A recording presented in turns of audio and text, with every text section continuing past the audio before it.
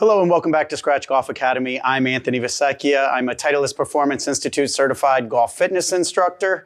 And today I'm going to talk to you about a couple drills that can help with releasing some back pain. A lot of times people will go out and play golf, they'll have lower back pain. And sometimes, not always, it could be your upper back, but sometimes it could be caused by your hips or just having too much tightness in your hips. We're also going to do some drills that help with the piriformis. The piriformis is a muscle right here on the back in your hip, underneath your glutes, that runs along the sciatic nerve. So there's going to be some things to try to get into stretching that and get that a little bit looser instead of being real tight and again, causing some discomforts or some shooting down the leg from that. But a lot of times the lower back is overworked in the golf swing if the hips aren't doing what they're supposed to do, getting a nice 45-degree internal rotation through impact, or getting some of that rotation obviously on the backswing too. So then you'll sometimes get into a reverse spine angle or do a little too much with your upper body because your hips just aren't mobile enough. So the drills today are going to be for that. So stay tuned. Okay, so for your first drill, this is similar to a pigeon. I'm using a bench. For some people, just being in, they're so tight that they don't have a good external rotation on their hip that they can't get into a pigeon position on the floor. You know, their knees way up, it hurts their ankle. They just can't get it down because they don't have their groins too tight or glue anything. It could be the piriformis itself could be too tight. So I like to do it on a bench. They can kind of hang their foot off the side. That takes away some of it. If their foot's up here, their leg may be way up here and they can't even really get into the stretch. So I let them hang it off so that they can get a little lower. And you're going to do about 10 of these, just lowering yourself down on the bench this way. So you'll do 10 on one leg, switch, and do 10 on the other leg. And I would prefer that you do about 3 sets of these. Let's get it nice and warmed up. I wouldn't hold for too long. Let's keep it through motion while we're doing it. So I just want you to get in and get out. Don't bounce. Just take it at a nice slow pace like this. Also, I have my last video was a bunch of advanced exercises, and I had a bunch of people almost having a heart attack watching it going, you know, these have no place in golf, or I wouldn't be able to do that jumping up from the floor from your heels, or, you know, squatting down, or some of the lateral bounding. I will say this, there is not a junior that I've had that don't do those drills, because you're trying to build up the ability for them to be able to hit the ball further and to have more ground force and more explosiveness. And I will have clients in their 80s that'll do the same thing. Actually, Noah Kent, he just finished second in the US Junior Amateur recently, and I've trained him since he was, I don't know, shorter than me, and now he's 6'5" or whatever he may be.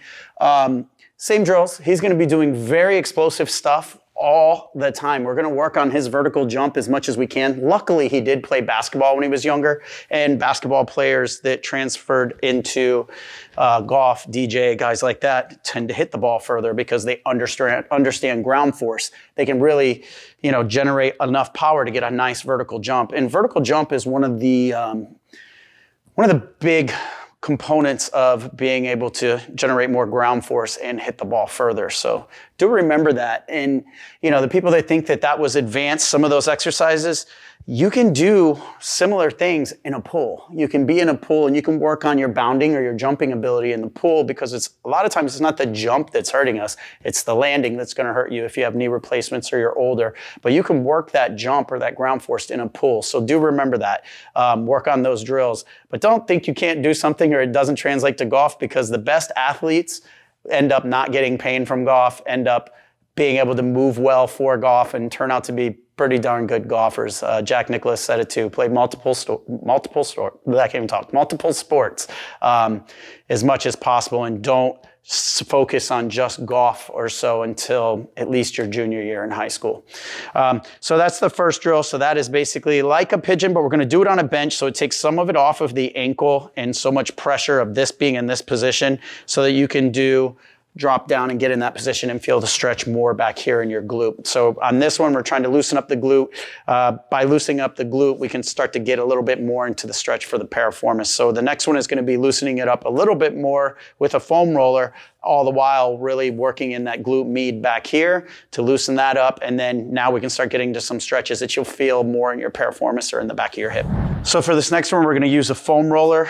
Size doesn't matter too much on this one. This is like a 30-inch, but you're really only going to be sitting on it with just one cheek, so one side of your rear end.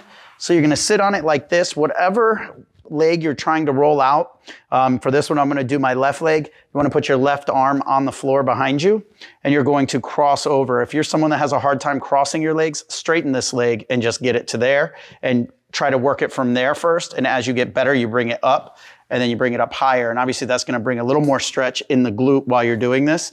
And then you're going to hold it in place, and we're just going to roll from your iliac crest, which is the top of your hip, the circular part at the top, down to about your trochanter, which is that knot out here on the outside of your hip. So you don't really want to roll over it. You want to stay right in between it on your glute.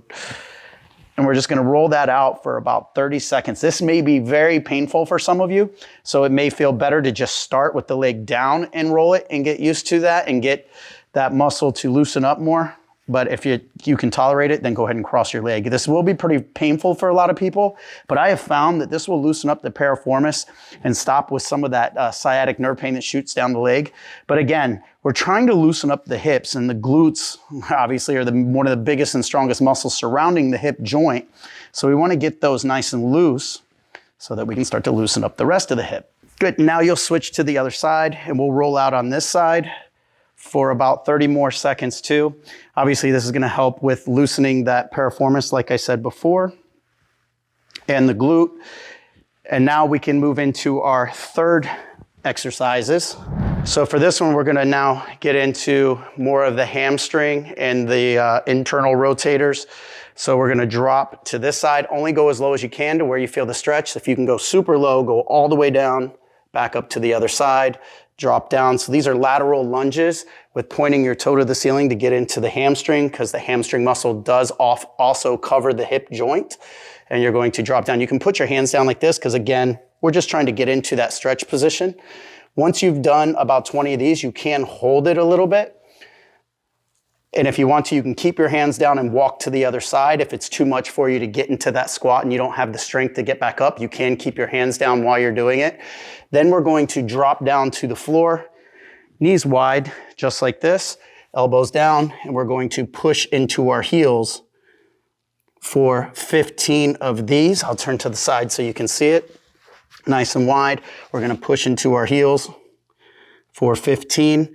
And then I would repeat those one more time on both of those. And then once you finish, you'll flip over for your last one. And these are going to be hip drops. Now this is going to get you through the internal and external rotation. So we'll be in this position. We'll drop. And we'll do 20 of these. So once you finish that, I would do this every day if you are having lower back pain when you do play golf. Once you finish all those, then you can go out to the course, do your normal warm-ups. I've given you guys warm-ups too in the past.